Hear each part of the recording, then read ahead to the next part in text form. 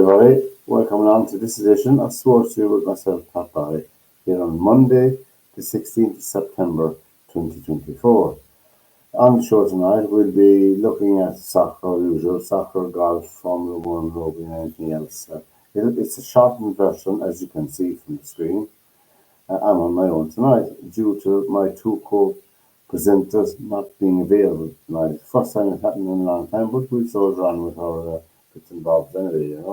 And normally we look at some highlights of on the Premiership that has happened over the weekend. And over the weekend on the Premiership Cross Channel in soccer, we had wins for Manchester United and Man City, Chelsea, Notts Forest, Aston Villa, and Arsenal and Wolves as well. Now, obviously, one of the standout results over the weekend was the defeat of Liverpool at Anfield by Nottingham Forest. First time in 40 or 50 years. But nevertheless, I think they deserved their victory. I didn't see the whole match, but they played very well. That is Nottingham Forest. But it's only one match, and some commentators are getting carried away altogether. But there they are. Man United themselves had a very good win in the early game. They beat Southampton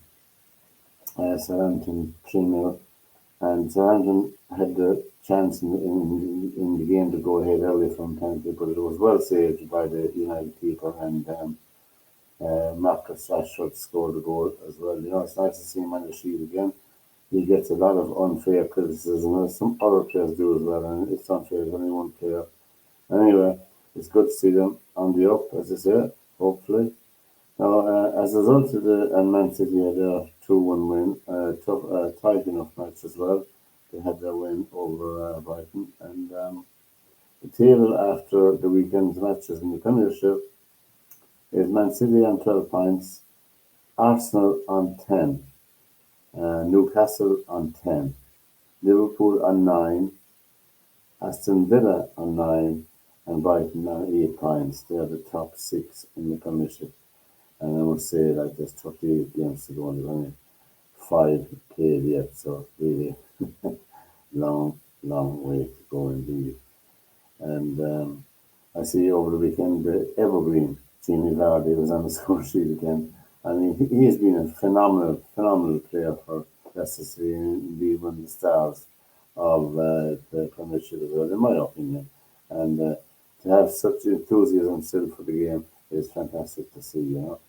Anyway, during this week coming, we have the introduction as well of the Champions League during the week, and on Tuesday night we have Aston Villa will be in action as well, and Liverpool will be playing AC Milan as well on Tuesday night. That's tomorrow night, and the Villa will be playing Young Boys from Switzerland in the Champions League, and then on Wednesday we'll have Celtic will be playing Slovan Bratislava, which will be they're playing at home, and Man City are at home to Inter Milan on Wednesday night, and also are in action on Thursday night against Atalanta.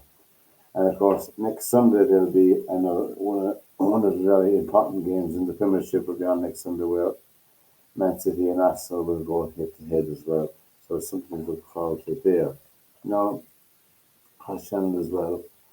There's been a lot of talk about Premiership clubs breaking rules with impunity and no action being taken. But today, the court case against Man City began. I think there's something like 70 or 75 charges against them. And hopefully, justice not alone will be done, but will be seen to be done. Because many other clubs who broke some of the same rules have suffered the consequences of breaking those rules. So the same consequences should be foisted upon Man City as well, Whatever they may decide, I don't know. But it's a very, very serious matter indeed. And it's something that we should be looking forward to. Have a conclusion to, and not leave it drag on and on and on. And not because the club is owned by some government in the Middle East should it be above the rules of fair play and all the financial rules that go with it as well. Because there are many, many clubs struggling in soccer today. And when they look at Man City and look across at what goes on there, well, then you can see they'll be keeping a very, very close eye on them. Our own Troy Parrott, who's playing his trade at the moment in with AZ Alkmaar in the Dutch league, didn't get a minute in the last two games. He was on the score sheet not once, not twice, not three times, but four times in their 9-1 win over the weekend, and they're up to second in the league in the Netherlands, AZ Alkmaar, and he scored four times in 9-1 win. I don't know, there's enough said about the Irish team, really. We don't want to be happy on all the time about them. But in the cross channel over the weekend in the Chelsea match, there was a total of 14 yellow cards given out in the match. Now, I saw most of that match myself, the Chelsea match, and giving out 14 cards, you wouldn't even see him, Junior Soccer, with all apology to Junior Soccer. It was just, I don't know really what to say about it anymore, without getting insulted to people, but really and truly, 14, and it was not that kind of game, really. It was just Real Madrid had a good win in their own league over the weekend. Bayern Munich had a win as well in German Bundesliga, and Harry Kane was on the score sheet three times as well for them. So there you go. He's still banging them in, as they say. Harry Kane. If you want to contact the program, you can do so anytime.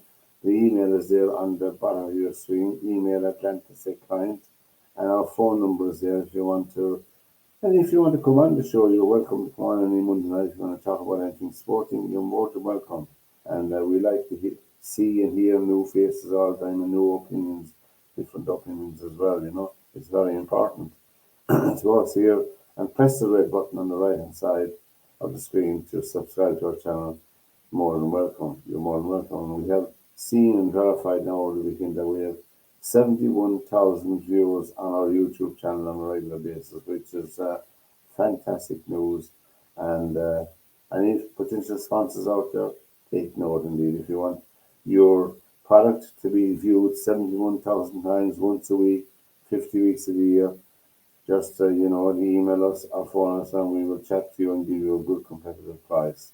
Anyway, enough about that. We'll just move on quickly to golf. Over the weekend, we had the Irish Open, the Amgen Irish Open, up there in County Down, and there was many Irishmen, but McIlroy and Lowry and Seamus Power qualified for the weekend to play, and the rest of them didn't. They entered. And it was an exciting enough last day yesterday in the Irish Open, and McIlroy at one stage had almost 5 shots on the field, but he wound up not winning it anyway. And the winner of the Irish Open for 2024 was Rasmus Højgaard, and he had a -9 he finished at. He's 71, 68, 71, and a 65, and he won by a shot from McIlroy. And again, a bridesmaid again for Rory, but there you go. But he had all the gallery because he is class act, class golfer. There's no doubt about that, but I don't know what's preventing him from getting over the line. We don't know that. Maybe he needs a new caddy. We don't know. I don't know. A new voice needs here. Anyway, for his trouble, Rasmus collected a check for €920,000, which is a sizable amount of money for the tournament. It's moving down to the K Club now for the next 2 years, I believe. It's the Irish Open. So Shane Lowry finishes -1. We're down to 72, 69, 74, and 68, and he collected a check for €83,000. Now, over across in the United States, we did another edition of the Solheim Cup. That's for the ladies here in the USA and Europe. And the USA were looking to win it back for the first time since 2017 on home soil. And really, after the four balls and foursomes, it was looking a bit bleak for Europe, but I must say they had a very, very credible fight back in the singles. And in the end, the USA won it by 15.5 to 12.5. Europe really had left themselves with a mountain climb because in order to keep the Solheim Cup, they just have won 8 out of the 12 singles, and that really was a very, very tall order. But Leona Maguire, who didn't get much action, she won her match anyway. And the USA won 15 and a half, 12 and a half. A very, very credible and fantastic performance by the Europeans over in Virginia. Live Golf on over the weekend, and John Ram won that edition of Live Golf at -11. Sergio Garcia, all Spain, at -8, and Till Hatton at -7. So I like the format myself, and I like the team and seeing format. The great Rasmus has about it. It's great to watch. That's Live Golf. Formula One we're competing in Azerbaijan. Grand Prix, and top six were Piastri, Leclerc, Russell, Norris, and Verstappen. Top five, I should say, and it's McLaren and Ferrari, McLaren and Red Bull, Verstappen. So, I mean, I think the field are closing in on Red Bull. They're not as dominant as they were last year, and if the race is tightening up, it's becoming a decent race now, decent competition, and it'll be very tight now from now to the end of the run. Rugby Union were confined mainly the internationals this weekend to the ladies, and England beat New Zealand 24-12. They were playing at home, and they are probably considered the two strongest teams internationally in the women's game right now as we speak, two farm teams. Ireland, which had a poor year last year, are shaping up very well. They've got their team organised very well. There seems to be a very good structure within the ladies' game now in the Republic. And Ireland were playing Australia over the weekend, and they are now very comfortable winners, 36-10. So that's very augurs well for them for the future. And Scotland, of course, as well, were playing at home to Fiji, and they had a pretty big win, 59-15 over Fiji, so they did very well. Now, down in the men's game, we had the culmination of the two semi-finals of the Pacific Nations Cup, and the two semi-finals were contested between Fiji and the USA and Samoa and Japan. These are very important bearings on the qualification for the next World Cup. So both Fiji beat USA 22-3, and Japan beat Samoa 49-27. So the Pacific Nations Cup will be contested between Japan and Fiji, who qualify for the World Cup, and Japan building a good team as well. The championship, I think, is resuming next weekend. That's between South Africa, New Zealand, Australia, and Argentina. And Argentina are shaping up with an excellent team as well down under. They're pretty good. They're after beating New Zealand at home, and in the opening match, so they're doing very well in that. So we'll see how that would pan out. As I said, you're listening to SportsView on your media.tv. We're here every Monday night, and tell all your friends about us, and you can catch us up on our YouTube channel or on all the social platforms as well as that, and we have something to talk about. But we hope that you will join us every Monday night, and we're also here on a Wednesday night with a new discussion panel game as well. And if people want to join that, it's the same email and the same phone number you use. And if you want to come on and have a chat about the issues of the day, you're more than welcome. So from this shortened edition of SportsView, from your host Pep Barry, until we meet again next Monday night, take care and enjoy your sport for the week.